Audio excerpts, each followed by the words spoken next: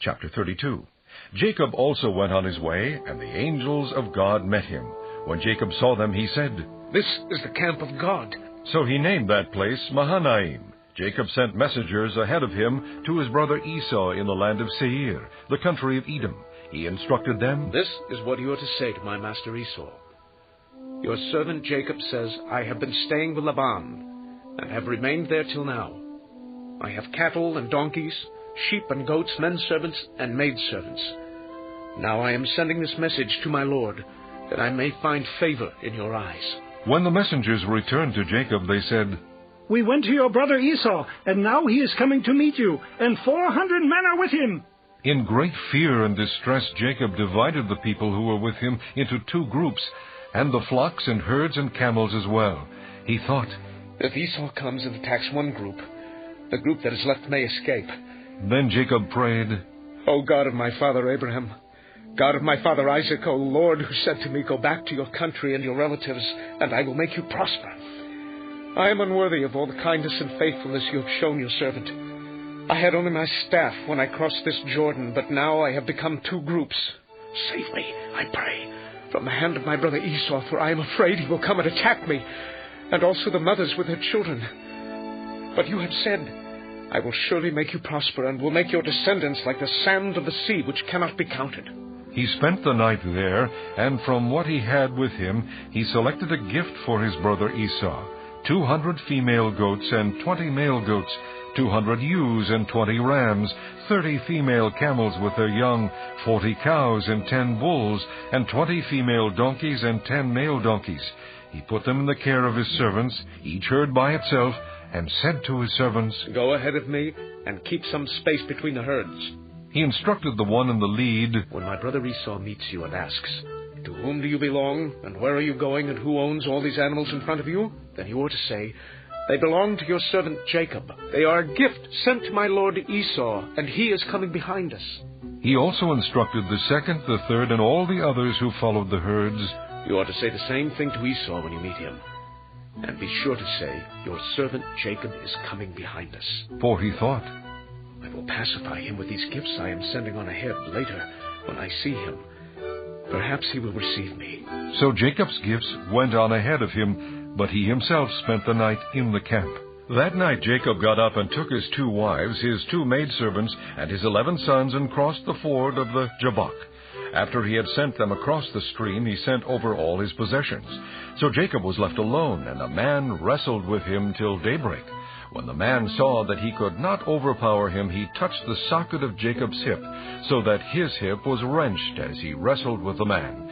Then the man said, "Let me go, for it is daybreak." But Jacob replied, "I will not let you go unless you bless me." The man asked him, "What is your name?" "Jacob," he answered.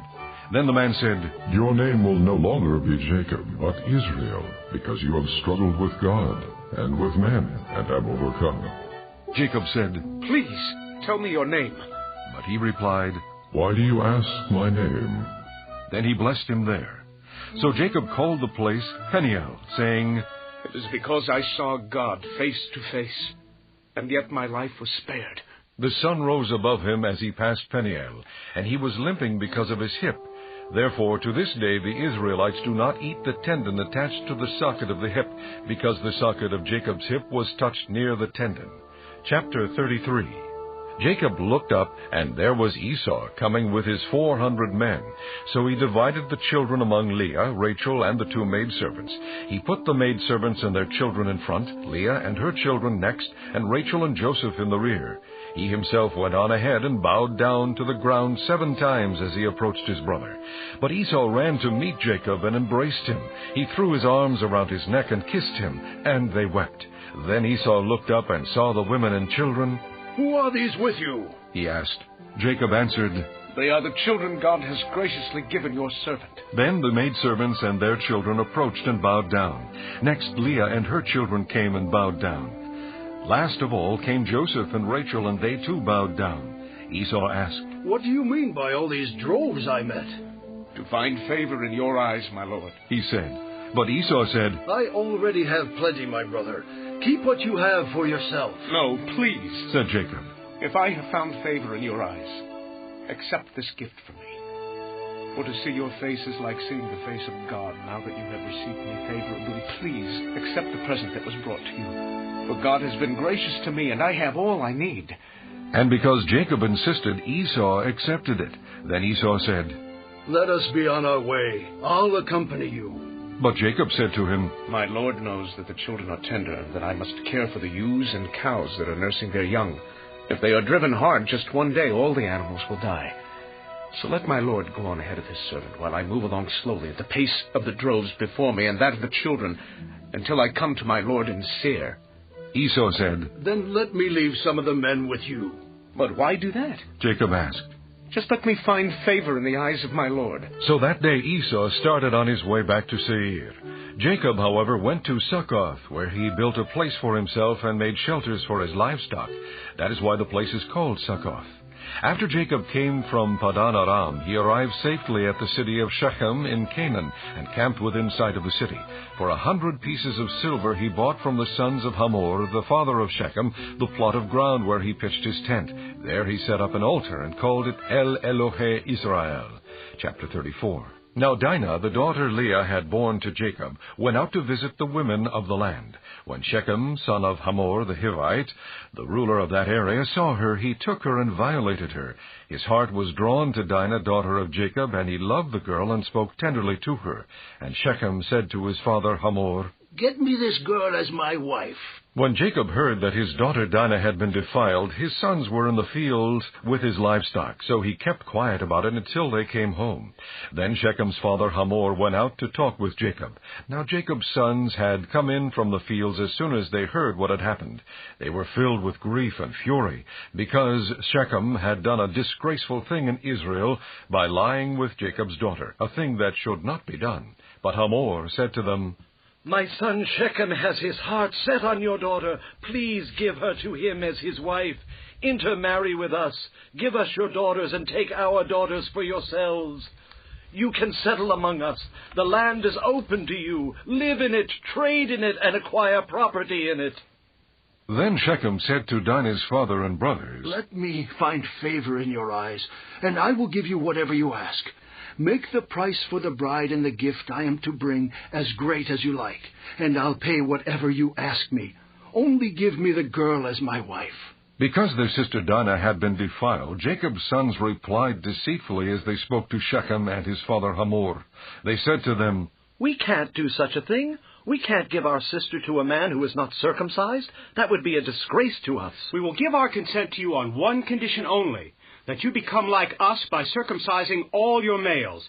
Then we will give you our daughters, and take your daughters for ourselves. We'll settle among you and become one people with you." But if you will not agree to be circumcised, we'll take our sister and go." Their proposal seemed good to Hamor and his son Shechem. The young man, who was the most honored of all his father's household, lost no time in doing what they said, because he was delighted with Jacob's daughter. So Hamor and his son Shechem went to the gate of their city to speak to their fellow townsmen. "These men are friendly towards us," they said. "Let them live in our land and trade in it. The land has plenty of room for them. We can marry their daughters and they can marry ours. But the men will consent to live with us as one people only on the condition that our males be circumcised, as they themselves are." "Won't their livestock, their property, and all their other animals become ours? So let us give our consent to them, and they will settle among us." All the men who went out of the city gate agreed with Hamor and his son Shechem, and every male in the city was circumcised. 3 days later, while all of them were still in pain, 2 of Jacob's sons, Simeon and Levi, Dinah's brothers, took their swords and attacked the unsuspecting city, killing every male. They put Hamor and his son Shechem to the sword and took Dinah from Shechem's house and left. The sons of Jacob came upon the dead bodies and looted the city where their sister had been defiled. They seized their flocks and herds and donkeys and everything else of theirs in the city and out in the fields. They carried off all their wealth and all their women and children, taking as plunder everything in the houses. Then Jacob said to Simeon and Levi, "You have brought trouble on me by making me a stench to the Canaanites and Perizzites, the people living in this land. We are few in number, and if they join forces against me and attack me, I and my household will be destroyed." But they replied, "Should he have treated our sister like a prostitute?" Chapter 35. Then God said to Jacob, Go up to Bethel and settle there, and build an altar there to God, who appeared to you when you were fleeing from your brother Esau. So Jacob said to his household and to all who were with him, Get rid of the foreign gods you have with you, and purify yourselves and change your clothes. Then come, let us go up to Bethel, where I will build an altar to God, who answered me in the day of my distress, and who has been with me wherever I have gone. So they gave Jacob all the foreign gods they had and the rings in their ears, and Jacob buried them under the oak at Shechem. Then they set out, and the terror of God fell upon the towns all around them, so that no one pursued them. Jacob and all the people with him came to Luz, that is Bethel, in the land of Canaan. There he built an altar, and he called the place El Bethel, because it was there that God revealed himself to him when he was fleeing from his brother. Now Deborah, Rebekah's nurse, died and was buried under the oak below Bethel, so it was named Alon Bakuth. After Jacob returned from Padan Aram, God appeared to him again and blessed him. God said to him, Your name is Jacob, but you will no longer be called Jacob. Your name will be Israel. So he named him Israel. And God said to him, I am God Almighty. Be fruitful and increase in number. A nation and a community of nations will come from you, and kings will come from your body. The land I gave to Abraham and Isaac I also give to you, and I will give this land to your descendants after you. Then God went up from him at the place where he had talked with him. Jacob set up a stone pillar at the place where God had talked with him, and he poured out a drink offering on it. He also poured oil on it. Jacob called the place where God had talked with him Bethel. Then they moved on from Bethel. While they were still some distance from Ephrath, Rachel began to give birth and had great difficulty. And as she was having great difficulty in childbirth, the midwife said to her, Don't be afraid, for you have another son.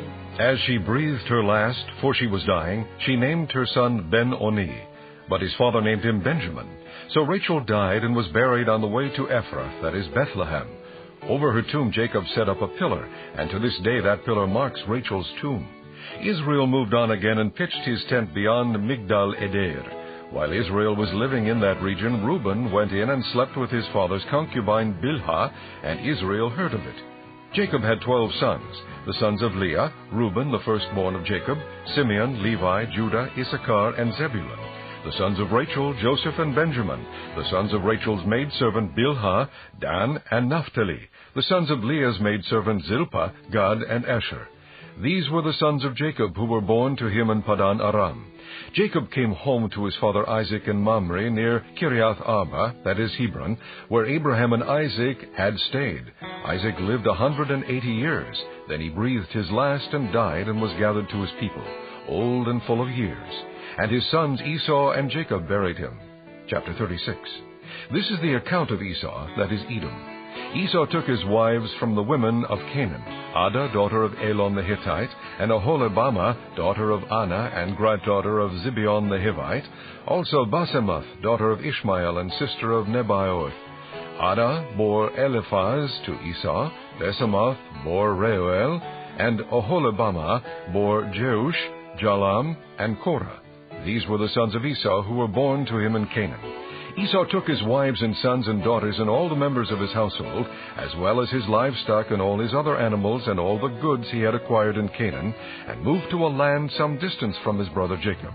Their possessions were too great for them to remain together.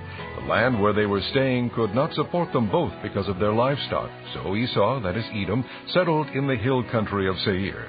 This is the account of Esau, the father of the Edomites, in the hill country of Seir. These are the names of Esau's sons: Eliphaz, the son of Esau's wife Ada, and Reuel, the son of Esau's wife Basemath. The sons of Eliphaz, Teman, Omar, Zepho, Gatam, and Kenaz. Esau's son Eliphaz also had a concubine named Timnah, who bore him Amalek. These were grandsons of Esau's wife Ada. The sons of Reuel, Nahath, Zerah, Shammah, and Mizah. These were grandsons of Esau's wife Bathemah. The sons of Esau's wife Oholibamah, daughter of Anna and granddaughter of Zibeon, whom she bore to Esau, Jeush, Jalam, and Korah. These were the chiefs among Esau's descendants. The sons of Eliphaz, the firstborn of Esau, chiefs Teman, Omar, Zepho, Kenaz, Korah, Gatam, and Amalek. These were the chiefs descended from Eliphaz in Edom. They were grandsons of Ada. The sons of Esau's son Reuel, chiefs Nahath, Zerah, Shammah, and Mizah. These were the chiefs descended from Reuel in Edom. They were grandsons of Esau's wife Basemath. The sons of Esau's wife Oholibamah, chiefs Jeus, Jalam, and Korah. These were the chiefs descended from Esau's wife Oholibamah, daughter of Anah. These were the sons of Esau, that is Edom, and these were their chiefs. These were the sons of Seir the Horite, who were living in the region: Lotan, Shobal, Zibeon, Anah, Dishon, Ezer, and Dishan. These sons of Seir in Edom were Horite chiefs. The sons of Lotan, Hori and Homan. Timnah was Lotan's sister. The sons of Shobal, Alvan, Manahath, Ebal, Shepho, and Onam. The sons of Zibeon, Aiah, and Anah. This is the Anah who discovered the hot springs in the desert while he was grazing the donkeys of his father Zibeon. The children of Anah, Dishon and Oholibamah, daughter of Anah. The sons of Dishon, Hemdan, Eshban, Ithran, and Kiran. The sons of Ezer, Bilhan, Zaavan, and Akan. The sons of Dishan, Uz, and Aran. These were the Horite chiefs: Lotan, Shobal, Zibeon, Anah, Dishon, Ezer, and Dishan. These were the Horite chiefs according to their divisions in the land of Seir. These were the kings who reigned in Edom before any Israelite king reigned. Bela, son of Beor, became king of Edom. His city was named Dinhaba. When Bela died, Jobab, son of Zerah from Bozrah, succeeded him as king. When Jobab died, Husham from the land of the Temanites succeeded him as king. When Husham died, Hadad, son of Bedad, who defeated Midian in the country of Moab, succeeded him as king. His city was named Avith. When Hadad died, Samlah from Masrekah succeeded him as king. When Samlah died, Shaul from Rehoboth on the river succeeded him as king. When Shaul died, Baal-Hanan, son of Achbor, succeeded him as king. When Baal-Hanan, son of Achbor, died, Hadad succeeded him as king. His city was named Pau, and his wife's name was Mehetabel, daughter of Matred, the daughter of Mezabhad. These were the chiefs descended from Esau by name according to their clans and regions: Timnah, Alva, Jeheth, Oholibamah, Elah, Pinon, Kenaz, Teman, Mibzar, Magdiel, and Iram. These were the chiefs of Edom according to their settlements in the land they occupied. This was Esau, the father of the Edomites. Chapter 37.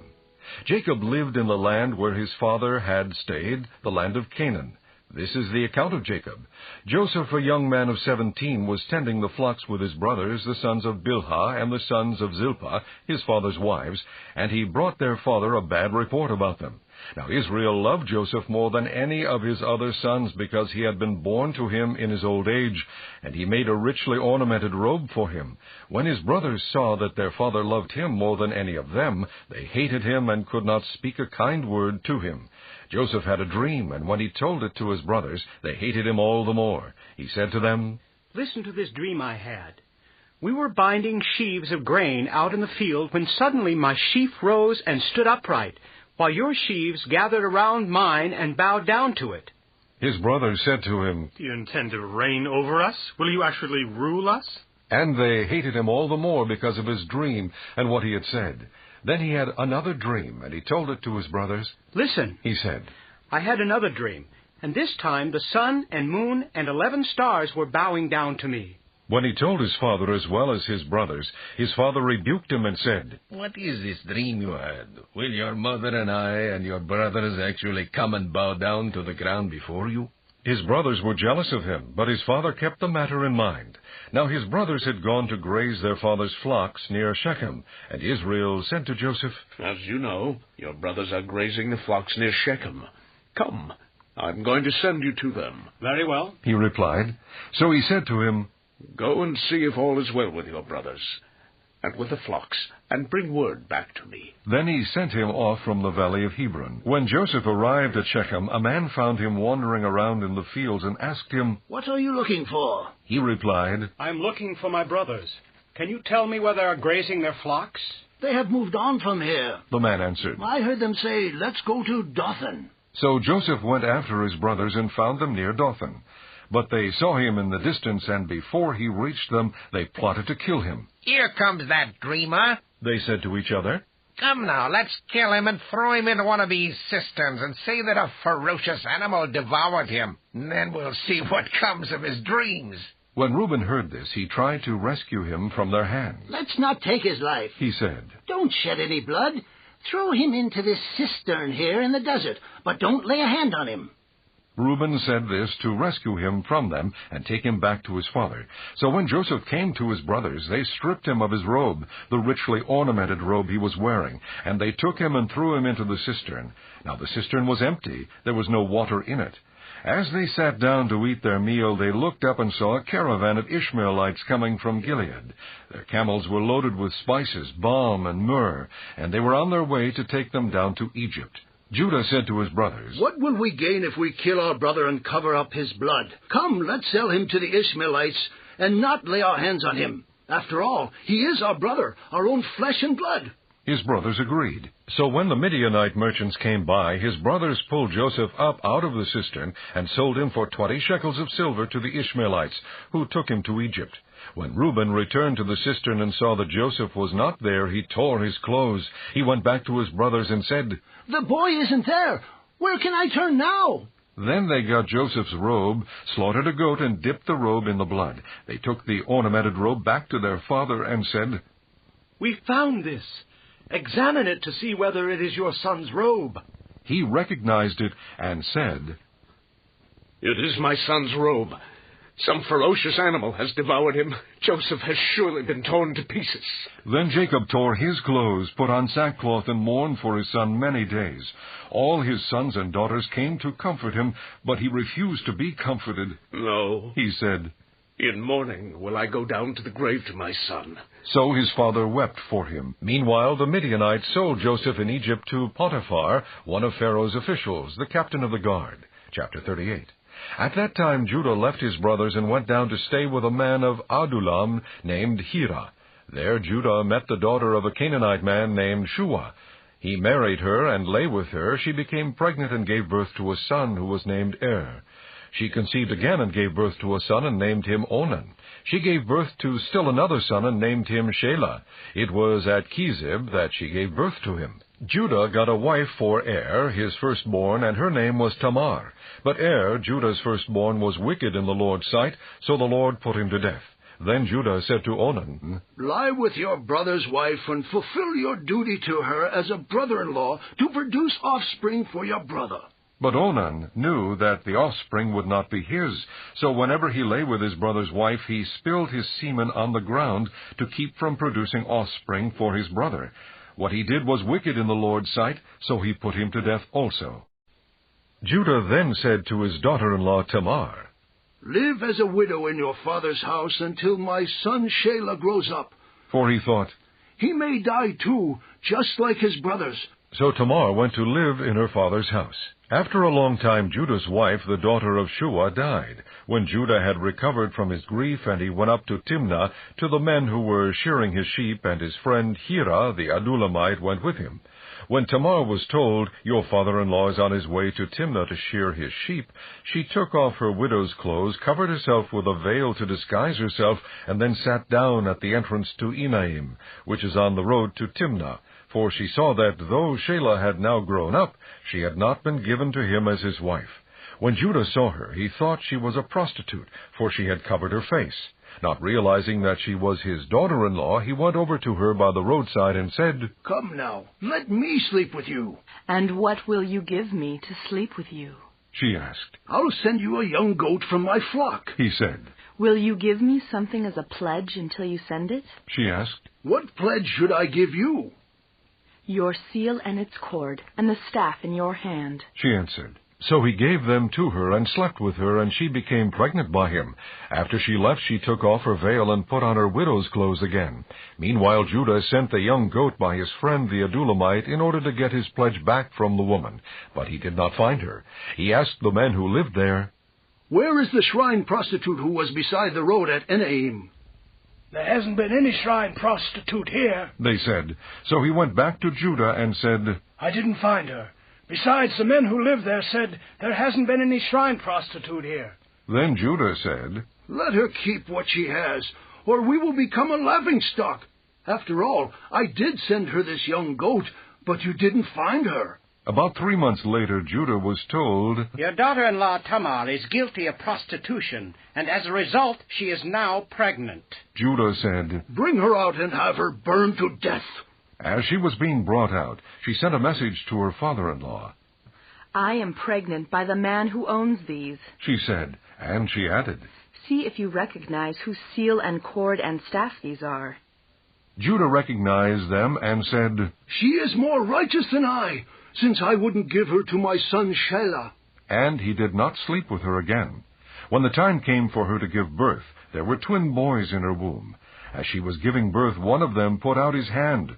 So the midwife took a scarlet thread and tied it on his wrist and said, "This one came out first." But when he drew back his hand, his brother came out, and she said, "So this is how you have broken out." And he was named Perez. Then his brother, who had the scarlet thread on his wrist, came out, and he was given the name Zerah. Chapter 39. Now Joseph had been taken down to Egypt. Potiphar, an Egyptian who was one of Pharaoh's officials, the captain of the guard, bought him from the Ishmaelites who had taken him there. The Lord was with Joseph, and he prospered, and he lived in the house of his Egyptian master. When his master saw that the Lord was with him, and that the Lord gave him success in everything he did, Joseph found favor in his eyes and became his attendant. Potiphar put him in charge of his household, and he entrusted to his care everything he owned. From the time he put him in charge of his household and of all that he owned, the Lord blessed the household of the Egyptian because of Joseph. The blessing of the Lord was on everything Potiphar had, both in the house and in the field. So he left in Joseph's care everything he had. With Joseph in charge, he did not concern himself with anything except the food he ate. Now Joseph was well built and handsome, and after a while his master's wife took notice of Joseph and said, "Come to bed with me." But he refused. "With me in charge," he told her, "my master does not concern himself with anything in the house. Everything he owns he has entrusted to my care. No one is greater in this house than I am. My master has withheld nothing from me except you because you are his wife. How then could I do such a wicked thing and sin against God?" And though she spoke to Joseph day after day, he refused to go to bed with her or even be with her. One day he went into the house to attend to his duties, and none of the household servants was inside. She caught him by his cloak and said, "Come to bed with me." But he left his cloak in her hand and ran out of the house. When she saw that he had left his cloak in her hand and had run out of the house, she called her household servants. "Look," she said to them, "this Hebrew has been brought to us to make sport of us. He came in here to sleep with me, but I screamed. When he heard me scream for help, he left his cloak beside me and ran out of the house." She kept his cloak beside her until his master came home. Then she told him this story. "That Hebrew slave you brought us came to me to make sport of me. But as soon as I screamed for help, he left his cloak beside me and ran out of the house." When his master heard this story, his wife told him, saying, "This is how your slave treated me." He burned with anger. Joseph's master took him and put him in prison, the place where the king's prisoners were confined. But while Joseph was there in the prison, the Lord was with him. He showed him kindness and granted him favor in the eyes of the prison warden. So the warden put Joseph in charge of all those held in the prison, and he was made responsible for all that was done there.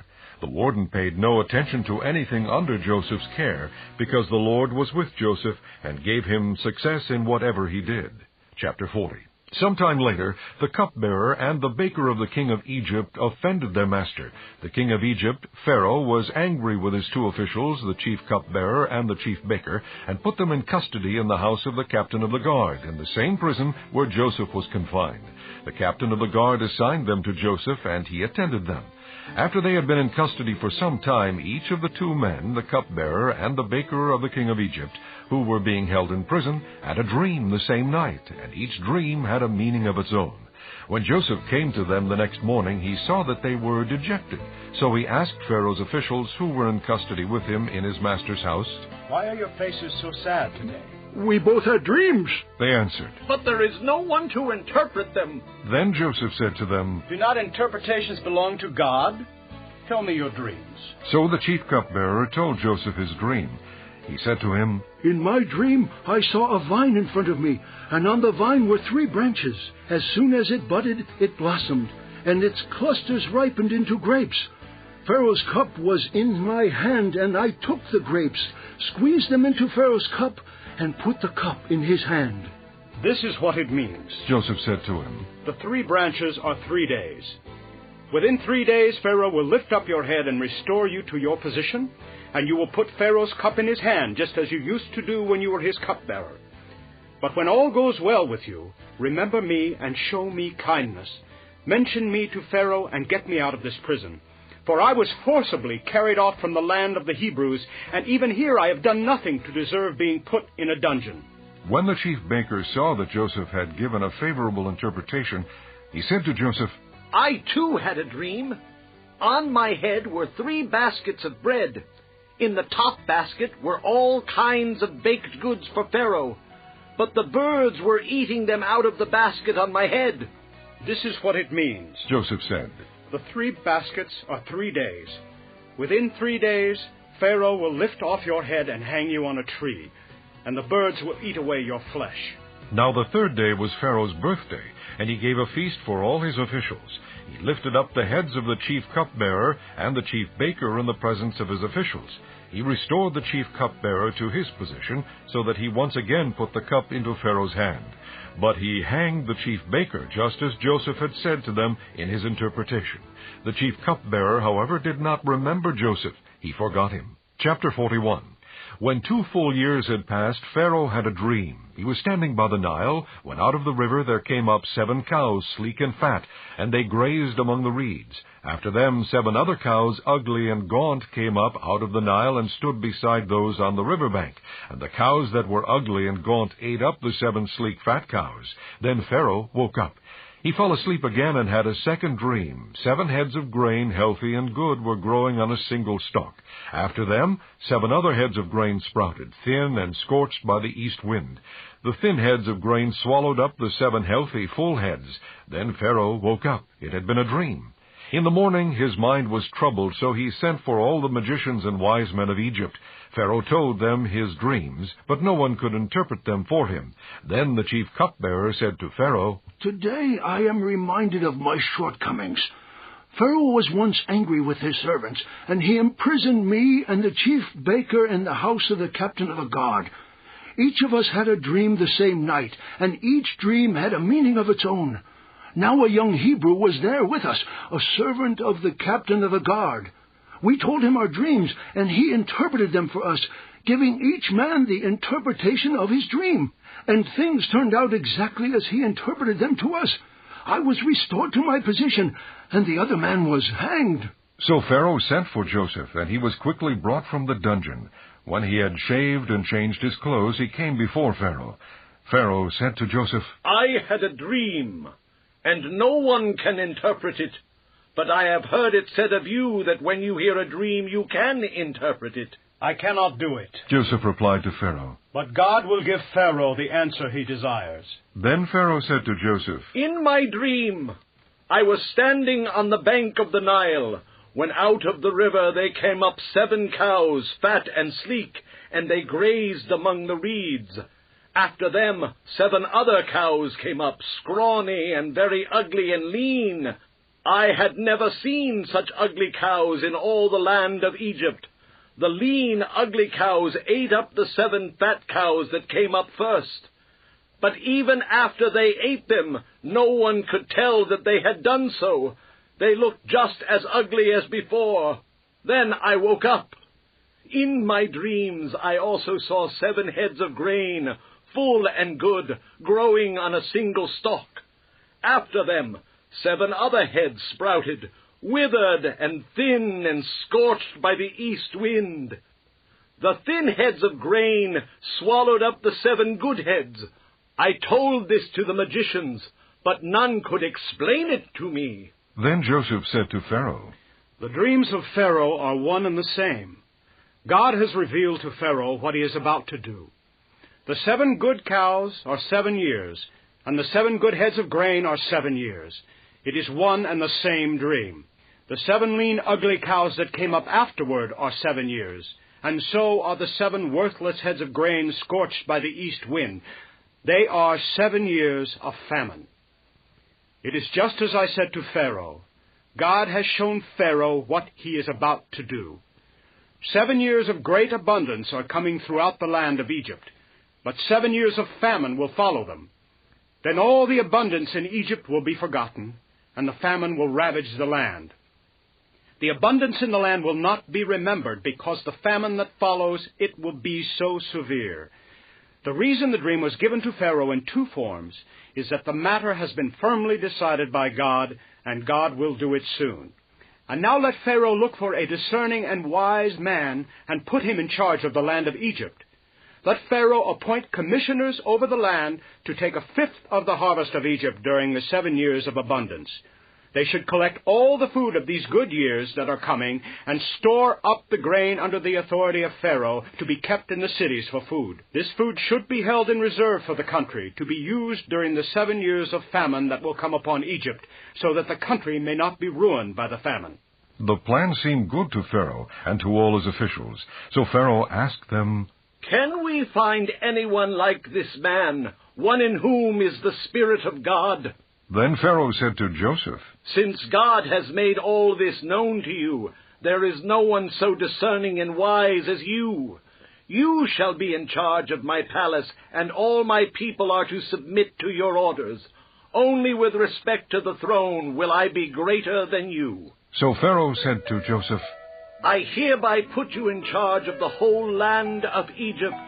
Then Pharaoh took his signet ring from his finger and put it on Joseph's finger.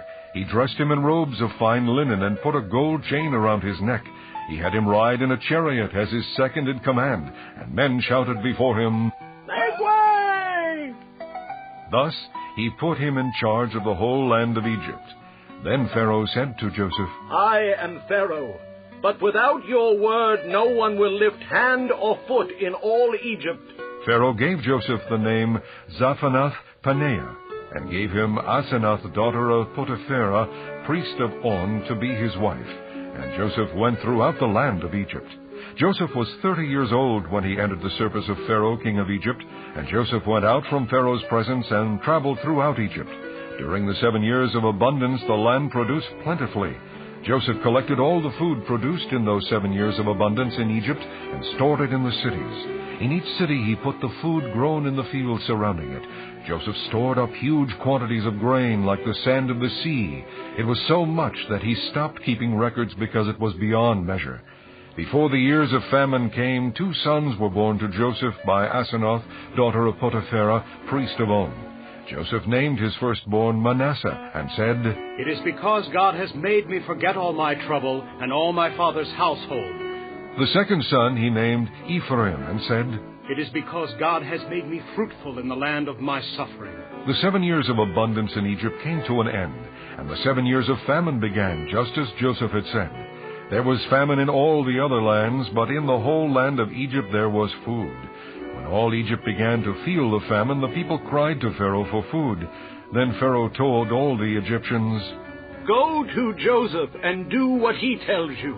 When the famine had spread over the whole country, Joseph opened the storehouses and sold grain to the Egyptians, for the famine was severe throughout Egypt. And all the countries came to Egypt to buy grain from Joseph, because the famine was severe in all the world. Chapter 42. When Jacob learned that there was grain in Egypt, he said to his sons, "Why do you just keep looking at each other?" He continued, "I have heard that there is grain in Egypt. Go down there and buy some for us, so that we may live and not die." Then 10 of Joseph's brothers went down to buy grain from Egypt.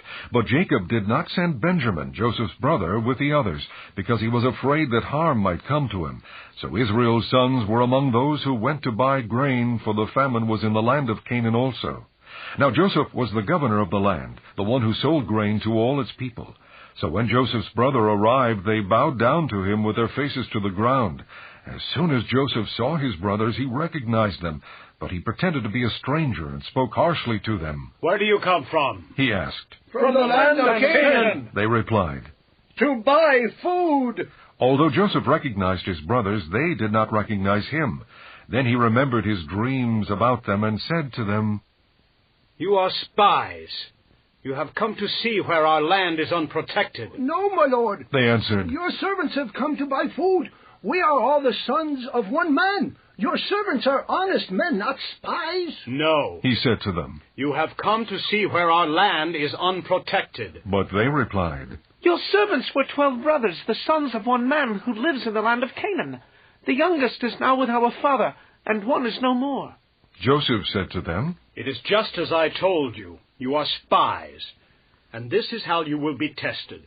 As surely as Pharaoh lives, you will not leave this place unless your youngest brother comes here. Send one of your number to get your brother. The rest of you will be kept in prison so that your words may be tested to see if you are telling the truth. If you are not, then as surely as Pharaoh lives, you are spies. And he put them all in custody for 3 days. On the 3rd day Joseph said to them, Do this, and you will live, for I fear God. If you are honest men, let one of your brothers stay here in prison while the rest of you go and take grain back for your starving households. But you must bring your youngest brother to me so that your words may be verified and that you may not die. This they proceeded to do. They said to one another, Surely we are being punished because of our brother. We saw how distressed he was when he pleaded with us for his life, but we would not listen. That's why this distress has come upon us. Reuben replied, Didn't I tell you not to sin against the boy? But you wouldn't listen. Now we must give an accounting for his blood. They did not realize that Joseph could understand them, since he was using an interpreter. He turned away from them and began to weep, but then turned back and spoke to them again. He had Simeon taken from them and bound before their eyes. Joseph gave orders to fill their bags with grain, to put each man's silver back in his sack, and to give them provisions for their journey. After this was done for them, they loaded their grain on their donkeys and left. At the place where they stopped for the night, one of them opened his sack to get feed for his donkey, and he saw his silver in the mouth of his sack. My silver has been returned, he said to his brothers. Here it is in my sack. Their hearts sank, and they turned to each other trembling and said, What is this that God has done to us? When they came to their father Jacob in the land of Canaan, they told him all that had happened to them. They said, The man who is Lord over the land spoke harshly to us and treated us as though we were spying on the land. But we said to him, We are honest men, we are not spies. We were 12 brothers, sons of one father. One is no more, and the youngest is now with our father in Canaan. Then the man who is Lord over the land said to us, This is how I will know whether you are honest men. Leave one of your brothers here with me, and take food for your starving households, and go. But bring your youngest brother to me, so I will know that you are not spies, but honest men. Then I will give your brother back to you, and you can trade in the land. As they were emptying their sacks, there in each man's sack was his pouch of silver. When they and their father saw the money pouches, they were frightened. Their father Jacob said to them, You have deprived me of my children. Joseph is no more, and Simeon is no more. And now you want to take Benjamin. Everything is against me. Then Reuben said to his father, You may put both of my sons to death if I do not bring him back to you. Entrust him to my care, and I will bring him back. But Jacob said, My son will not go down there with you. His brother is dead, and he is the only one left. If harm comes to him on the journey you are taking, you will bring my gray head down to the grave in sorrow. Chapter 43. Now the famine was still severe in the land, so when they had eaten all the grain they had brought from Egypt, their father said to them, Go back and buy us a little more food. But Judah said to him, The man warned us solemnly, You will not see my face again unless your brother is with you. If you will send our brother along with us, we will go down and buy food for you. But if you will not send him, we will not go down, because the man said to us, You will not see my face again unless your brother is with you. Israel asked, Why did you bring this trouble on me by telling the man you had another brother? The man questioned us closely about ourselves and our family. Is your father still living, he asked us.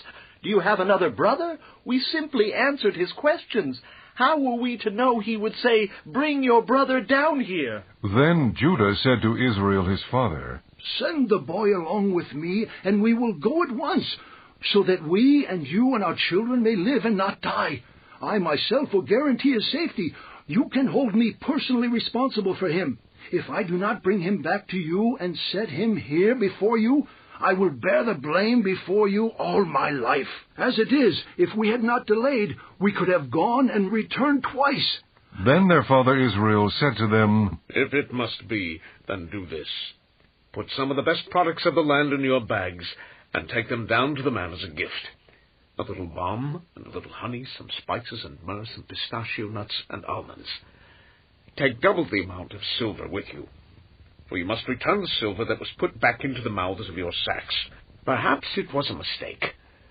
Take your brother also, and go back to the man at once. And may God Almighty grant you mercy before the man, so that he will let your other brother and Benjamin come back with you. As for me, if I am bereaved, I am bereaved. So the men took the gifts and double the amount of silver, and Benjamin also. They hurried down to Egypt and presented themselves to Joseph. When Joseph saw Benjamin with them, he said to the steward of his house, Take these men to my house, slaughter an animal, and prepare dinner. They are to eat with me at noon. The man did as Joseph told him, and took the men to Joseph's house. Now the men were frightened when they were taken to his house. They thought, We were brought here because of the silver that was put back into our sacks the first time. He wants to attack us and overpower us and seize us as slaves and take our donkeys. So they went up to Joseph's steward and spoke to him at the entrance to the house. Please, sir, They said, we came down here the first time to buy food. But at the place where we stopped for the night, we opened our sacks, and each of us found his silver, the exact weight, in the mouth of his sack. So we have brought it back with us. We have also brought additional silver with us to buy food. We don't know who put our silver in our sacks. It's all right, he said. Don't be afraid. Your God, the God of your father, has given you treasure in your sacks. I received your silver. Then he brought Simeon out to them. The steward took the men into Joseph's house, gave them water to wash their feet, and provided fodder for their donkeys. They prepared their gifts for Joseph's arrival at noon, because they had heard that they were to eat there. When Joseph came home, they presented to him the gifts they had brought into the house, and they bowed down before him to the ground. He asked them how they were, and then he said, How is your aged father you told me about? Is he still living? They replied, Your servant, our father, is still alive and well. And they bowed low to pay him honor. As he looked about and saw his brother Benjamin, his own mother's son, he asked, Is this your youngest brother, the one you told me about? And he said, God be gracious to you, my son. Deeply moved at the sight of his brother, Joseph hurried out and looked for a place to weep. He went into his private room and wept there. After he had washed his face, he came out and, controlling himself, said, Serve the food. They served him by himself, the brothers by themselves, and the Egyptians who ate with him by themselves, because Egyptians could not eat with Hebrews, for that is detestable to Egyptians. The men had been seated before him in the order of their ages, from the firstborn to the youngest, and they looked at each other in astonishment. When portions were served to them from Joseph's table, Benjamin's portion was 5 times as much as anyone else's, so they feasted and drank freely with him. Chapter 44. Now Joseph gave these instructions to the steward of his house. Fill the men's sacks with as much food as they can carry, and put each man's silver in the mouth of his sack. Then put my cup, the silver one, in the mouth of the youngest one's sack, along with the silver for his grain. And he did as Joseph said. As morning dawned, the men were sent on their way with their donkeys. They had not gone far from the city when Joseph said to his steward, Go after those men at once, and when you catch up with them, say to them, Why have you repaid good with evil? Isn't this the cup my master drinks from and also uses for divination? This is a wicked thing you have done. When he caught up with them, he repeated these words to them. But they said to him, Why does my lord say such things? Far be it from your servants to do anything like that. We even brought back to you from the land of Canaan the silver we found inside the mouths of our sacks. So why would we steal silver or gold from your master's house? If any of your servants is found to have it, he will die, and the rest of us will become my lord's slaves. Very well, then, he said. Let it be as you say. Whoever is found to have it will become my slave. The rest of you will be free from blame. Each of them quickly lowered his sack to the ground and opened it. Then the steward proceeded to search, beginning with the oldest and ending with the youngest, and the cup was found in Benjamin's sack. At this they tore their clothes. Then they all loaded their donkeys and returned to the city. Joseph was still in the house when Judah and his brothers came in, and they threw themselves to the ground before him. Joseph said to them, What is this you have done? Don't you know that a man like me can find things out by divination? What can we say to you, my lord? Judah replied, What can we say? How can we prove our innocence? God has uncovered your servant's guilt. We are now my lord's slaves, we ourselves and the one who was found to have the cup. But Joseph said, Far be it from me to do such a thing. Only the man who was found to have the cup will become my slave. The rest of you, go back to your father in peace. Then Judah went up to him and said, Please, my lord, let your servant speak a word to my lord. Do not be angry with your servant, though you are equal to Pharaoh himself. My lord asked his servants, Do you have a father or a brother? And we answered, We have an aged father, and there is a young son born to him in his old age. His brother is dead, and he is the only one of his mother's sons left, and his father loves him. Then you said to your servants, Bring him down to me, so I can see him for myself. And we said to my lord, The boy cannot leave his father. If he leaves him, his father will die. But you told your servants, Unless your youngest brother comes down with you, you will not see my face again. When we went back to your servant, my father, we told him what my lord had said. Then our father said, Go back and buy a little more food. But we said, We cannot go down. Only if our youngest brother is with us will we go. We cannot see the man's face unless our youngest brother is with us. Your servant, my father, said to us, You know that my wife bore me 2 sons. One of them went away from me, and I said, He has surely been torn to pieces, and I have not seen him since. If you take this one from me too, and harm comes to him, you will bring my gray head down to the grave in misery. So now, if the boy is not with us when I go back to your servant, my father, and if my father, whose life is closely bound up with the boy's life, sees that the boy isn't there, he will die. Your servants will bring the gray head of our father down to the grave in sorrow. Your servant guaranteed the boy's safety to my father. I said, If I do not bring him back to you, I will bear the blame before you, my father, all my life. Now then, please let your servant remain here as my lord's slave in place of the boy, and let the boy return with his brothers. How can I go back to my father if the boy is not with me? No, do not let me see the misery that would come upon my father. Chapter 45. Then Joseph could no longer control himself before all his attendants, and he cried out, Have everyone leave my presence. So there was no one with Joseph when he made himself known to his brothers. And he wept so loudly that the Egyptians heard him, and Pharaoh's household heard about it. Joseph said to his brothers, I am Joseph. Is my father still living? But his brothers were not able to answer him because they were terrified at his presence. Then Joseph said to his brothers, Come close to me. When they had done so, he said, I am your brother Joseph, the one you sold into Egypt.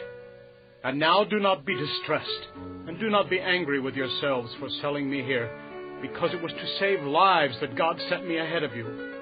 For 2 years now there has been famine in the land, and for the next 5 years there will not be plowing and reaping. But God sent me ahead of you to preserve for you a remnant on earth and to save your lives by a great deliverance.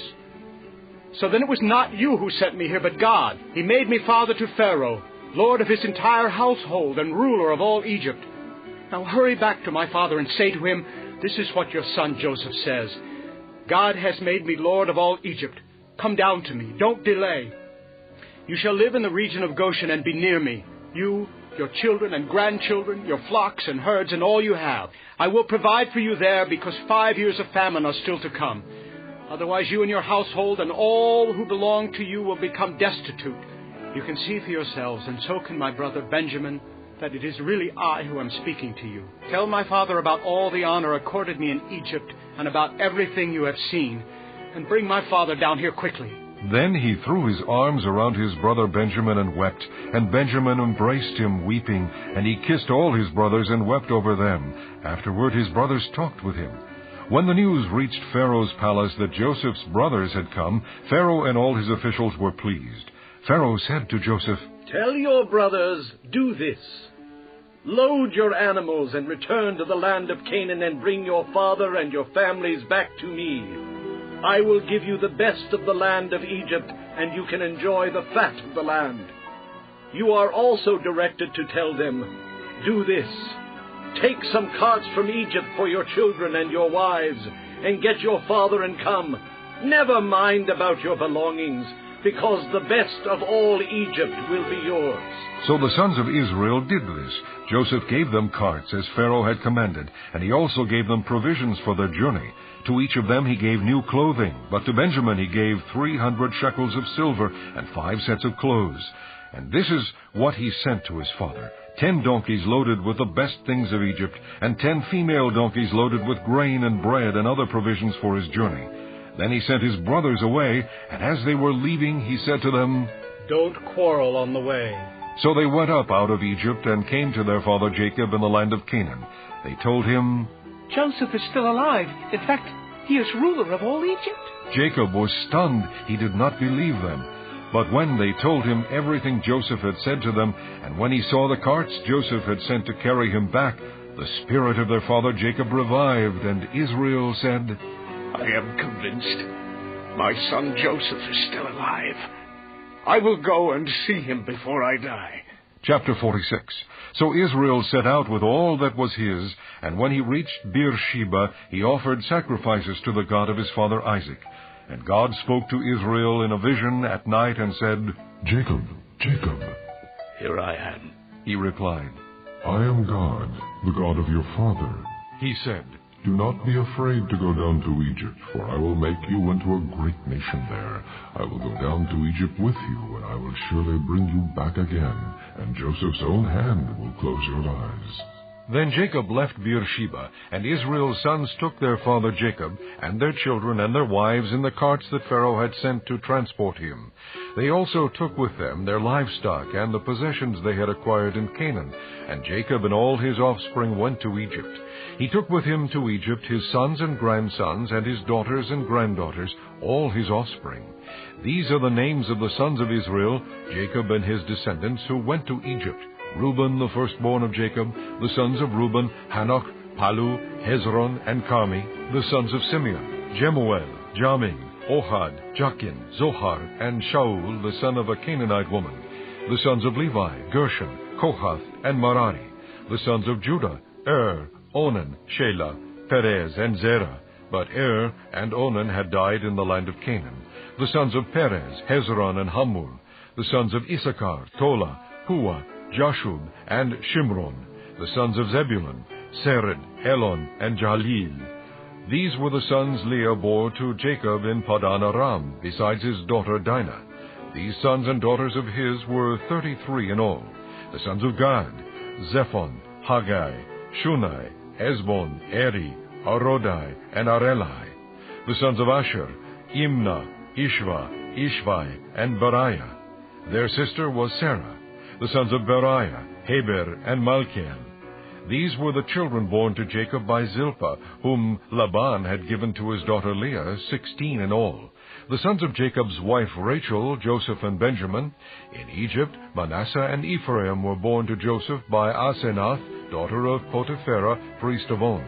The sons of Benjamin, Bela, Becher, Ashbel, Gera, Naaman, Ehai, Rosh, Mupin, Hupin, and Ard. These were the sons of Rachel who were born to Jacob, 14 in all. The son of Dan, Hushim. The sons of Naphtali, Jaziel, Guni, Jezer, and Shilan. These were the sons born to Jacob by Bilhah, whom Laban had given to his daughter Rachel, 7 in all.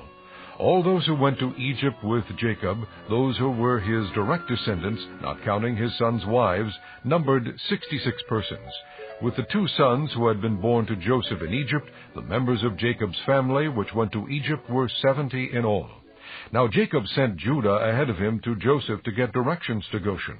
When they arrived in the region of Goshen, Joseph had his chariot made ready and went to Goshen to meet his father Israel. As soon as Joseph appeared before him, he threw his arms around his father and wept for a long time. Israel said to Joseph, Now I am ready to die, since I have seen for myself that you are still alive. Then Joseph said to his brothers and to his father's household, I will go up and speak to Pharaoh, and will say to him, My brothers and my father's household, who were living in the land of Canaan have come to me. The men are shepherds, they tend livestock, and they have brought along their flocks and herds and everything they own. When Pharaoh calls you in and asks, 'What is your occupation?' you should answer, 'Your servants have tended livestock from our boyhood on, just as our fathers did.' Then you will be allowed to settle in the region of Goshen, for all shepherds are detestable to the Egyptians." Chapter 47. Joseph went and told Pharaoh, "My father and brothers, with their flocks and herds and everything they own, have come from the land of Canaan and are now in Goshen." He chose 5 of his brothers and presented them before Pharaoh. Pharaoh asked the brothers, "What is your occupation?" "Your servants are shepherds," they replied to Pharaoh. "just as our fathers were." They also said to him, "We have come to live here a while because the famine is severe in Canaan, and your servants' flocks have no pasture. So now, please, let your servants settle in Goshen." Pharaoh said to Joseph, "Your father and your brothers have come to you, and the land of Egypt is before you. Settle your father and your brothers in the best part of the land. Let them live in Goshen, and if you know of any among them with special ability, put them in charge of my own livestock." Then Joseph brought his father Jacob in and presented him before Pharaoh. After Jacob blessed Pharaoh, Pharaoh asked him, "How old are you?" And Jacob said to Pharaoh, "The years of my pilgrimage are 130. My years have been few and difficult, and they do not equal the years of the pilgrimage of my fathers." Then Jacob blessed Pharaoh and went out from his presence. So Joseph settled his father and his brothers in Egypt and gave them property in the best part of the land, the district of Ramesses, as Pharaoh directed. Joseph also provided his father and his brothers and all his father's household with food, according to the number of their children. There was no food, however, in the whole region because the famine was severe. Both Egypt and Canaan wasted away because of the famine. Joseph collected all the money that was to be found in Egypt and Canaan in payment for the grain they were buying, and he brought it to Pharaoh's palace. When the money of the people of Egypt and Canaan was gone, all Egypt came to Joseph and said, "Give us food." Why should we die before your eyes? "Our money is used up." "Then bring your livestock," said Joseph. "I will sell you food in exchange for your livestock, since your money is gone." So they brought their livestock to Joseph, and he gave them food in exchange for their horses, their sheep and goats, their cattle and donkeys. And he brought them through that year with food in exchange for all their livestock. When that year was over, they came to him the following year and said, "We cannot hide from our Lord the fact that since our money is gone and our livestock belongs to you, there is nothing left for our Lord except our bodies and our land." "Why should we perish before your eyes? We and our land as well." "Buy us and our land in exchange for food, and we with our land will be in bondage to Pharaoh." "Give us seed so that we may live and not die, and that the land may not become desolate." So Joseph bought all the land in Egypt for Pharaoh. The Egyptians, one and all, sold their fields because the famine was too severe for them. The land became Pharaoh's, and Joseph reduced the people to servitude, from one end of Egypt to the other. However, he did not buy the land of the priests because they received a regular allotment from Pharaoh, and had food enough from the allotment Pharaoh gave them. That is why they did not sell their land. Joseph said to the people, "Now that I have bought you and your land today for Pharaoh, here is seed for you so you can plant the ground. But when the crop comes in, give 1/5 of it to Pharaoh. The other 4/5 you may keep as seed for the fields and as food for yourselves and your households and your children." "You have saved our lives," they said. "May we find favor in the eyes of our Lord. We will be in bondage to Pharaoh." So Joseph established it as a law concerning land in Egypt, still in force today, that 1/5 of the produce belongs to Pharaoh. It was only the land of the priests that did not become Pharaoh's. Now the Israelites settled in Egypt in the region of Goshen. They acquired property there and were fruitful and increased greatly in number. Jacob lived in Egypt 17 years, and the years of his life were 147. When the time drew near for Israel to die, he called for his son Joseph and said to him, "If I have found favor in your eyes, put your hand under my thigh and promise that you will show me kindness and faithfulness. Do not bury me in Egypt, but when I rest with my fathers, carry me out of Egypt. and bury me where they are buried. I will do as you say, he said. Swear to me, he said. Then Joseph swore to him, and Israel worshipped as he leaned on the top of his staff. Chapter 48. Sometime later, Joseph was told, Your father is ill. So he took his 2 sons, Manasseh and Ephraim, along with him. When Jacob was told, Your son Joseph has come to you, Israel rallied his strength and sat up on the bed. Jacob said to Joseph, God Almighty appeared to me at Luz in the land of Canaan, and there he blessed me and said to me, I am going to make you fruitful and will increase your numbers. I will make you a community of peoples, and I will give this land as an everlasting possession to your descendants after you. Now then, your 2 sons born to you in Egypt before I came to you here will be reckoned as mine. Ephraim and Manasseh will be mine, just as Reuben and Simeon are mine. Any children born to you after them will be yours. In the territory they inherit, they will be reckoned under the names of their brothers. As I was returning from Padan, to my sorrow, Rachel died in the land of Canaan while we were still on the way, a little distance from Ephrath. So I buried her there beside the road to Ephrath, that is Bethlehem. When Israel saw the sons of Joseph, he asked, Who are these? They are the sons God has given me here. Joseph said to his father. Then Israel said, Bring them to me, so I may bless them. Now Israel's eyes were failing because of old age, and he could hardly see. So Joseph brought his sons close to him, and his father kissed them and embraced them. Israel said to Joseph, I never expected to see your face again. And now God has allowed me to see your children, too. Then Joseph removed them from Israel's knees and bowed down with his face to the ground. And Joseph took both of them, Ephraim on his right toward Israel's left hand, and Manasseh on his left toward Israel's right hand, and brought them close to him. But Israel reached out his right hand and put it on Ephraim's head, though he was the younger, and crossing his arms he put his left hand on Manasseh's head, even though Manasseh was the firstborn.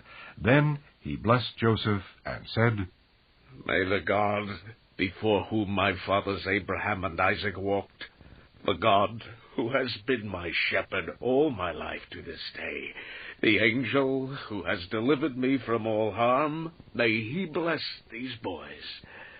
May they be called by my name and the names of my fathers Abraham and Isaac, and may they increase greatly upon the earth. When Joseph saw his father placing his right hand on Ephraim's head, he was displeased. So he took hold of his father's hand to move it from Ephraim's head to Manasseh's head. Joseph said to him, No, my father. This one is the firstborn. Put your right hand on his head. But his father refused and said, I know, my son, I know. He too will become a people, and he too will become great. Nevertheless, his younger brother will be greater than he, and his descendants will become a group of nations. He blessed them that day and said, In your name will Israel pronounce this blessing. May God make you like Ephraim and Manasseh. So he put Ephraim ahead of Manasseh. Then Israel said to Joseph, I am about to die, but God will be with you and take you back to the land of your fathers. And to you, as one who is over your brothers, I give the ridge of land I took from the Amorites with my sword and my bow. Chapter 49. Then Jacob called for his sons and said, Gather round, so I can tell you what will happen to you in the days to come. Assemble and listen, sons of Jacob. Listen to your father Israel.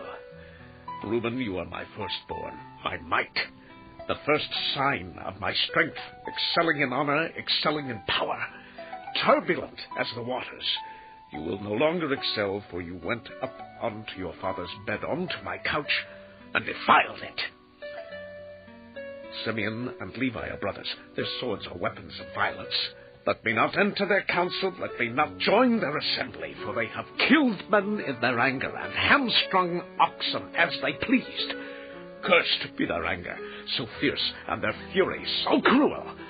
I will scatter them in Jacob, and disperse them in Israel. Judah, your brothers will praise you. Your hand will be on the neck of your enemies. Your father's sons will bow down to you. You are a lion's cub, O Judah. You return from the prey, my son. Like a lion he crouches and lies down like a lioness. Who dares to rouse him? The scepter will not depart from Judah, nor the ruler's staff from between his feet, until he comes to whom it belongs, and the obedience of the nations is his. He will tether his donkey to a vine, his colt to the choicest branch. He will wash his garments in wine, his robes in the blood of grapes. His eyes will be darker than wine, his teeth whiter than milk. Zebulun will live by the seashore and become a haven for ships. His border will extend towards Sidon. Issachar is a raw-boned donkey lying down between two saddlebags. When he sees how good is his resting place and how pleasant is his land, he will bend his shoulder to the burden and submit to forced labor. Dan will provide justice for his people as one of the tribes of Israel. Dan will be a serpent by the roadside, a viper along the path that bites the horse's heels so that its rider tumbles backward. I look for your deliverance, O Lord. God will be attacked by a band of raiders, but he will attack them at their heels. Asher's food will be rich. He will provide delicacies fit for a king. Naphtali is a doe set free that bears beautiful fawns. Joseph is a fruitful vine near a spring whose branches climb over a wall. With bitterness, archers attacked him. They shot at him with hostility, but his bow remained steady. His strong arm stayed limber because of the hand of the mighty one of Jacob, because of the shepherd, the rock of Israel, because of your father's God who helps you, because of the Almighty who blesses you with blessings of the heavens above, blessings of the deep that lies below, blessings of the breast and womb. Your father's blessings are greater than the blessings of the ancient mountains, than the bounty of the age-old hills. Let all these rest on the head of Joseph, on the brow of the prince among his brothers. Benjamin is a ravenous wolf. In the morning he devours the prey, in the evening he divides the plunder. All these are the 12 tribes of Israel, and this is what their father said to them when he blessed them, giving each the blessing appropriate to him. Then he gave them these instructions. I am about to be gathered to my people. Bury me with my fathers in the cave in the field of Ephraim the Hittite, the cave in the field of Machpelah near Mamre in Canaan, which Abraham bought as a burial place from Ephraim the Hittite, along with the field. There Abraham and his wife Sarah were buried. There Isaac and his wife Rebekah were buried. And there I buried Leah. The field and the cave in it were bought from the Hittites. When Jacob had finished giving instructions to his sons, he drew his feet up into the bed, breathed his last, and was gathered to his people. Chapter 50. Joseph threw himself upon his father and wept over him and kissed him. Then Joseph directed the physicians in his service to embalm his father Israel. So the physicians embalmed him, taking a full 40 days, for that was the time required for embalming. And the Egyptians mourned for him 70 days. When the days of mourning had passed, Joseph said to Pharaoh's court, If I have found favor in your eyes, speak to Pharaoh for me. Tell him, my father made me swear an oath and said, I am about to die. Bury me in the tomb I dug for myself in the land of Canaan. Now let me go up and bury my father. Then I will return. Pharaoh said, Go up and bury your father, as he made you swear to do. So Joseph went up to bury his father. All Pharaoh's officials accompanied him, the dignitaries of his court and all the dignitaries of Egypt, besides all the members of Joseph's household and his brothers and those belonging to his father's household. Only their children and their flocks and herds were left in Goshen. Chariots and horsemen also went up with him. It was a very large company. When they reached the threshing floor of Atad near the Jordan, they lamented loudly and bitterly, and there Joseph observed a 7-day period of mourning for his father. When the Canaanites who lived there saw the mourning at the threshing floor of Atad, they said, The Egyptians are holding a solemn ceremony of mourning. That is why that place near the Jordan is called Abel Misraim.